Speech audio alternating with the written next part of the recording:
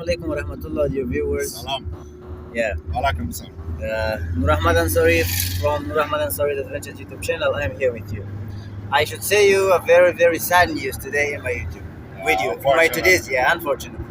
And the sad video and the sad saying is this: that my friend Henry today will be the last day for him, and he will leave Afghanistan. Suddenly, I should cry. We're leaving at the border right now. We're in a hurry.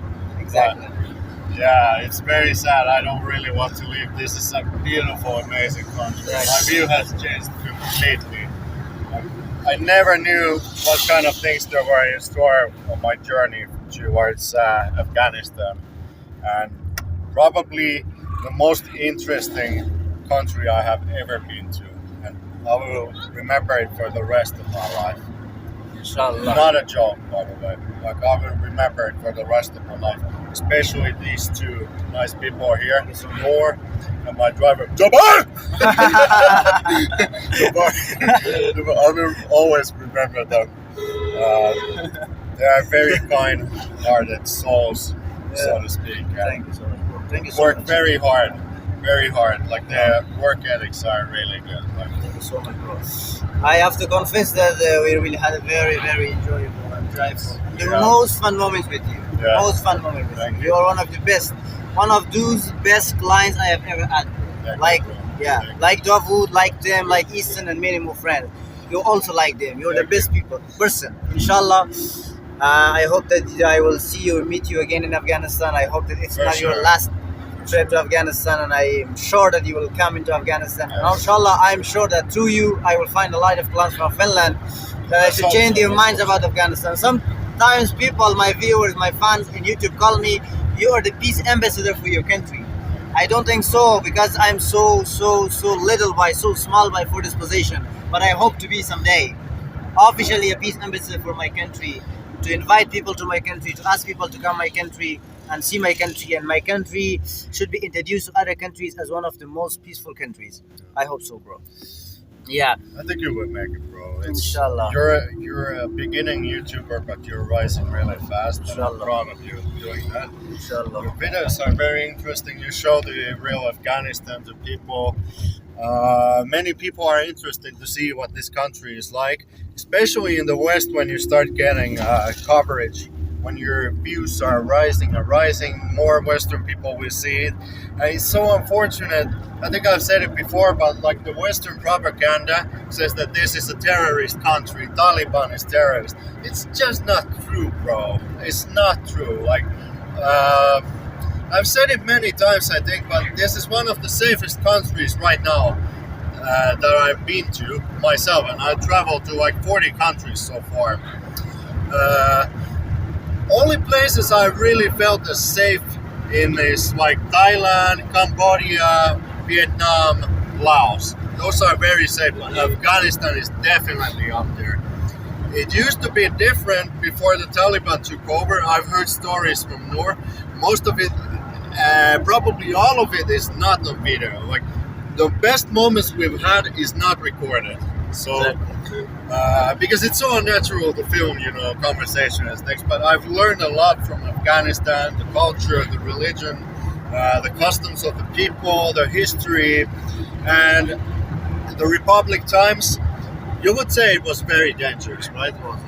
It was very dangerous back then. There were like crime, IEDs, bombs, murder, rape, things like this. But it just doesn't. Of course, there's a little bit of that even now, but that exists everywhere in the world. So Afghanistan is exceptionally low in those regards, and I can see it firsthand with my eyes myself. I would not lie about this. Like, my experience has been excellent here. Excellent.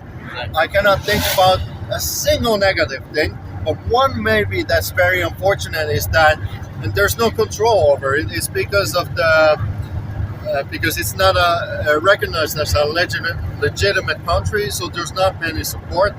The electricity sometimes runs down, like goes off, but it's very minor. It goes for like 15 minutes, then it comes back up. But that's like the only bad thing I can think of, and it's like, what can you do? It's not in their control. And like one bad hotel experience. That's it. A food poisoning from Bamiyan because the food is kind of unclean in that country, province. But apart from that, only positive things. Nothing bad. It's so good here. It happens, I think, every time and everywhere. But you know, you're from a very modern. You have come from a very modern standards from Europe. Then your stomach is not used to all Yeah, food. exactly. And also, despite I don't know what happened or what did happen. We ate the same food with you, but Yeah, exactly. we were fine when you did it Yeah. because you know your stomach is a little bit maybe. We're not I would used to say, it. yeah. We're not Yeah, used yeah, to yeah, it. yeah. And regardless, we went to the hospital in the evening when I started getting the symptoms of food poisoning. I don't know if you guys remember, I watched the video, but we were at the statues of Buddha, and I started saying to Noor, bro, I feel really bad, like I'm about to faint, like I feel so weird. And Noor is, okay, we go to the hotel right now. Then we went to the hotel, and I will spare you the details, but it was horrible. You probably remember. Yeah. He's like, this, but it doesn't help. So Noor said, bro, we have to go to the hospital. I'm like, oh, maybe it blows over. Let's not do it. Like, it's okay. And Noor is just putting his jacket on. And like, say, no, bro, trust me, we have to go to the hospital. So we go to hospital. We go to the reception. Immediately get into admission. We go to the doctor's room, and he does a little bit of test to me, and then says, okay, you have food poisoning. And then we go to a room, a caretaking room. I don't know what it's in English, but we go there, and I get some antibiotics through injection, and the next day it was over. I didn't have nothing. It was like a miracle. One day, a few hours, and it's over after that. Like, it's crazy. I'm so glad that you actually told me to go to the hospital. So yeah, a minor obstacle, not so bad. It's been funny. Like, these are like part of the adventure. You get food poisoning, the car breaks down, turbo breaks down, punctures on the tires, and what else was there? Like extreme weather on the mountains, like very dangerous to drive, so you have to take time to put chains on the tires, things like this. It's part of the adventure. Like, it happens everywhere in the world. You cannot expect things to go smoothly. So I think it's fun in hindsight, you know, but not nice in the moment. Exactly. I have to say, or have to correct this, please. You know, the highway, the big highway that's called the Salang Highway, made viewers know it. Maybe they know it. It is closed because of the reconstruction, because it was so bad. Then the government decided to rebuild it, to bring facilities for the drivers, because you know the north of Afghanistan is one of the most important parts of Afghanistan. That there are many borders. North has border with China, with Pakistan, with Tajikistan, with Turkmenistan, with Uzbekistan. That means that it is one of the most leading trade port of the country or Afghanistan. And that highway was one of the most popular and one of the most leading commuting highways in Afghanistan, Salang Highway. And since 2.5 months ago, it is closed. Then the government said that what should we do?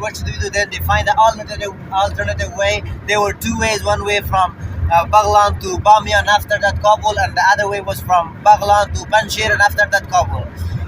It was okay when we went 5 days ago to Kabul or 6 days ago because there was no snow, but now it is snowing a little bit and it's a little hard to hike. But I am sure, inshallah, in next 2-3 days or next 1 week, inshallah, the highway will be open, and going or commuting from Kunduz or Mazar to Kabul will be like, inshallah, 6 hours or 5 hours. It will not take like 14 or 15 hours. But as you said, it's part of the journey. Inshallah, everything will be fine because Exactly. everything is done by work or hard working. If the government, if the people works hard, if they try to bring facilities, inshallah, everything will be good. And I hope so. Then I should say goodbye to you all, my fans, my dear viewers, and also to my Mr. Henry, my brother, my friend, inshallah, your brother, who will be in touch everywhere, every time, inshallah. Maybe once or twice in a week we will chat. Maybe, inshallah, we will speak course. like we're in We'll Afghanistan. keep in We will, touch. inshallah, voice call, we'll have video call.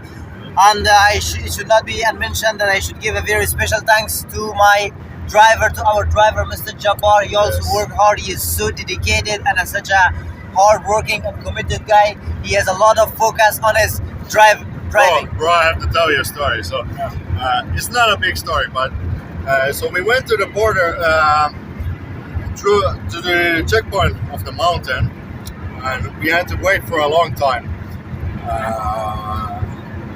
What am I trying to say? Give me a second. Chain. Yeah. So we went through the mountains that Noor was talking about because the highway was closed. The entire time, it was 17-hour drive. Nearly constantly, our driver Jabbar, he's driving with both his hands on the steering wheel and laser focused on the road. No rest, no stops whatsoever. He gets his hands dirty from changing the tires. No problem, he doesn't care about that. Freezing cold outside. They're not used to cold weather like us Finns. So he was like shaking, but he doesn't care. He just does his job and doesn't whine about it. 17 hours straight driving in the dark, laser focused with one energy drink in the entire course of the driving because there's no shops on the way. I really respect that. It's crazy, bro. Yeah, and I hope and wish him the best for all his life and for his further and success to his further success to his job, inshallah. And I'm committed to have him as my driver for all my clients that they come from the Western countries or the Asian countries, African countries, inshallah. Everyone is free to come to Afghanistan. I mean, they are allowed to come to Afghanistan. No worries, inshallah. The government is also making sure that everything is okay. Inshallah, not a small problem was found to Mr. Henry during our 11th trip, inshallah, in Afghanistan. You may not believe me. You can believe Mr. Henry because he's not from here. It's okay that I am from here, but he's not from here. Inshallah, see you, brother. We will meet again. Next year, We will meet inshallah, again, inshallah. brother. Have a good time. Yes, Have a thank good you time. Tashakkur, Lola Jabbar. Jabbar! Tashakkur. Manana! Manana. Manana! Manana.